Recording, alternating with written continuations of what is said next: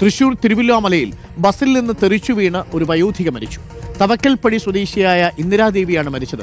വളവ് തിരിയുമ്പോഴാണ് സീറ്റിലിരുന്ന ഇന്ദിരാദേവി പുറത്തേക്ക് തെറിച്ചു വീണത്. പഴയന്നൂർ പോലീസ് ബസ് കസ്റ്റഡിയിൽ എടുത്തിട്ടുണ്ട്. ജെയ്സൺ ചാവോളപ്പിൽ ചേരുന്നു കൂടുതൽ വിവരങ്ങളുമായി. ജെയ്സൺ, എപ്പോഴായിരുന്നു ഈ സംഭവം? സീറ്റിലിരുന്ന് തെറിച്ചു പോകണമെങ്കിൽ ഒന്ന് ബസ് അത്രയും വേഗതയിലായിരുന്നിരിക്കണം. ഈ ബസ്സിന് ഡോറൊന്നും ഉണ്ടായിരുന്നില്ലേ? Jason, good morning. അരുൺകുമാർ, ഇന്ന് രാവിലെ 7:15 ഈ സംഭവം ഉണ്ടാകുന്നത്. ബസ്സിൻ്റെ ഡ്രൈവറും കണ്ടക്ടറും ഒക്കെ പറയുന്നത് ഇതിൻ്റെ ഡോറിൻ്റെ ഓട്ടോമാറ്റിക് ഇത് സ്വിച്ച് ആരോ അമർത്തിയതാണ് ഇത്തരത്തിൽ തെറിച്ചു പോകാനുള്ള കാരണം. പക്ഷേ ഈ സംഭവം ഉണ്ടായപ്പോൾ തന്നെ ഡ്രൈവറും കണ്ടക്ടറും ബസ്സിൽ നിന്ന് ഇറങ്ങി ഓടുന്ന സ്ഥിതിയായിരുന്നു ഉണ്ടായിരുന്നത്. കാട്ടുകുളം സ്കൂൾ ഗ്രൗണ്ടിന് സമീപത്തെ വലിയ വളവാണ്. ആ വളവ് തിരിയുമ്പോഴാണ് ഈ സീറ്റിലിരുന്ന ഇന്ദിരാദേവി പുറത്തേക്ക് തെറിച്ചു പോകുന്നത്. ഗുരുതരമായി പരിക്കേറ്റ് ഉടനെ തന്നെ ആശുപത്രിയിൽ, ഒറ്റപ്പാലത്തെ സ്വകാര്യ ആശുപത്രിയിൽ എത്തിച്ചെങ്കിലും പക്ഷേ ജീവൻ രക്ഷിക്കാനായില്ല. പോലീസ്, ഈ പഴയന്നൂർ പോലീസ് ഈ ബസ് കസ്റ്റഡിയിൽ എടുത്തിട്ടുണ്ട്. ബസ്സുകാർ അതിനെ അവരുടെ കുറ്റമല്ല എന്ന രീതിയിൽ പറയുന്നുണ്ട്. എന്താണ് യഥാർത്ഥ കാരണമെന്ന് അത് ഇനിയും കണ്ടെത്തുന്നുണ്ട്. എങ്കിൽ പോലും എല്ലാ ബസ്സുകൾക്കും സുരക്ഷാവാതിലുകൾ നിർബന്ധമായിരിക്കുന്ന ഒരു സാഹചര്യത്തിൽ എങ്ങനെയാണ് സീറ്റിലിരുന്ന ഒരു സ്ത്രീ പുറത്തേക്ക്, ആ ഒരു വ്യക്തി പുറത്തേക്ക് തെറിച്ചു പോകുന്നതെന്ന ചോദ്യമാണ്. അതിന് അവരുടെ വാദം അത് ആരോ വന്ന് ഈ ഡോറിൻ്റെ സ്വിച്ച് അമർത്തി അപ്പോൾ പെട്ടെന്ന് തുറന്നു എന്നതാണ്. ഏതായാലും ഒരു പാവപ്പെട്ട ഒരു വയോധികയ്ക്ക് ദാരുണ അന്ത്യം സംഭവിക്കുന്നതിലേക്ക് കാര്യങ്ങൾ അല്ലെങ്കിൽ ആ സീറ്റിൽ നിന്ന് നിരങ്ങി പിടിവിട്ട് ഡോറിലൂടെ വീഴേണ്ട സാഹചര്യം ഇല്ലല്ലോ ഇരിക്കുന്ന ഒരു പശ്ചാത്തലത്തിൽ, അല്ലേ?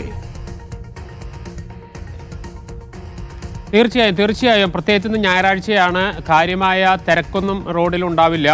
മാത്രമല്ല 7:15 സമയം. അതുകൊണ്ട് തന്നെ പൊതുവെ വാഹനങ്ങൾ ഒരല്പം വേഗത്തിലെടുക്കാനുള്ള സാധ്യതയുണ്ട്.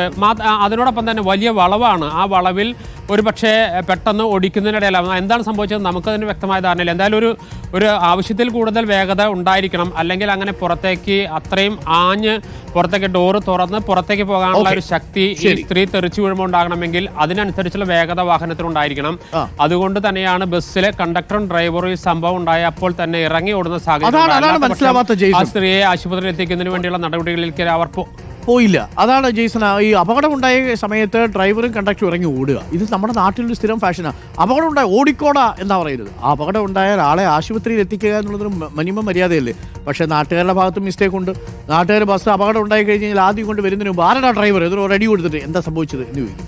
ഇതാണ് നമ്മുടെ നാട്ടിലെ ഒരു പൊതുവായ രീതി. അത് ഓടിച്ച് അത് ഭയന്ന് ഓടിയതാവാം. പക്ഷേ വാഹനം വേഗതയിലായിരുന്നിരുന്നു. യാത്രക്കാർ പ്രത്യേകം ശ്രദ്ധിക്കണം. പ്രത്യേകിച്ച് പ്രായമേറിയവർ. നമ്മളൊക്കെ കണ്ടിട്ടുണ്ട് പ്രൈവറ്റ് ബസ്സൊക്കെ ഇങ്ങനെ പോകുന്ന സമയത്ത് ഏകദേശം ഇങ്ങനെയൊക്കെയാണ് പോകുന്നത്. 2 വീൽ ഇങ്ങനെ അന്തരീക്ഷത്തിൽ നിൽക്കും ചില സ്ഥലങ്ങളിലൂടെയൊക്കെ പോകുമ്പോൾ. അതിൽ ഈ പാവപ്പെട്ട ഈ സ്ത്രീകളൊക്കെ ഇരിക്കുമ്പോൾ ഇങ്ങനെ പിടിച്ചിരുന്നില്ലെങ്കിൽ അങ്ങ് റോഡിൽ പോകും. അപ്പം പ്രത്യേകം പിടിച്ചിരിക്കുക. അങ്ങനെ അമിത വേഗതയിൽ ബസ് ഓടിക്കുന്നുണ്ടെങ്കിൽ അവരുടെ അടുത്ത് പറയുക, മോനെ ഇത്തിരി പെതുക്കെ ഓടിക്ക് എന്നെങ്കിലും പറയുക. അതൊന്നും പറഞ്ഞാൽ അവർ കേൾക്കത്തില്ല. അവർ സമയക്ലിപ്തത പാലിക്കാനും മുമ്പിലുള്ള ബസ്സിനെ ഓവർടേക്ക് ചെയ്യാനും ഒക്കെ ഓടുന്നതായിരിക്കും. പ്രത്യേകം പിടിച്ച് തന്നെ ഇരിക്കുക. നിങ്ങൾ യാത്രയൊക്കെ ചെയ്യുന്ന സമയത്ത് സുരക്ഷിതമല്ല നമ്മുടെ റോഡുകൾ എന്നുള്ളത് ഒരിക്കൽ കൂടി തെളിഞ്ഞിരിക്കുന്നു.